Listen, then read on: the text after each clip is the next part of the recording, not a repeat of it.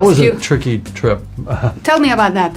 Well, because I got caught up in the conflict around the lithium triangle, and I went there, I just thought it was another speaking engagement. I do them all over the world, you know, and it turned out I was sort of being used to greenwash something that was happening that was counter the desires of the indigenous people who are right in that lithium production area. In Jujuy, you went there? Yeah, in Jujuy. It got a little messy.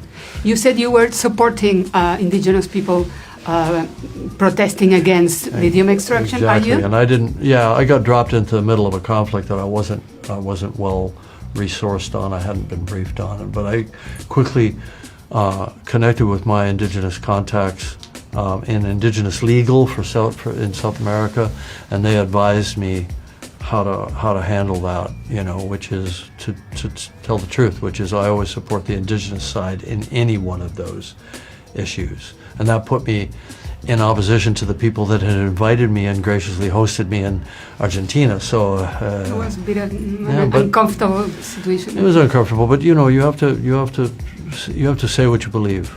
Always. I like to do big spectacular presentation. That takes money.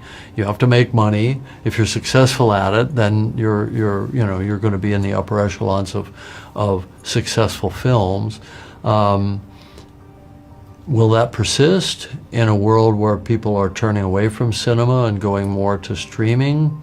Who can say? Mm-hmm. You know, that's a bigger issue. Mm-hmm. Now, do I have some small role to play in that if I continue to make movies that get people to go to cinema? Maybe, but maybe that's a tide that can't be held back by a filmmaker or even a handful of filmmakers that are doing these big spectacular films, whether that's Spielberg or Del Toro or Villeneuve or, you know, any of the ones that are doing, you know, kind of amazing spectacular work. Yeah, there are. It may just be a thing that can't be reversed, you know, as habits change.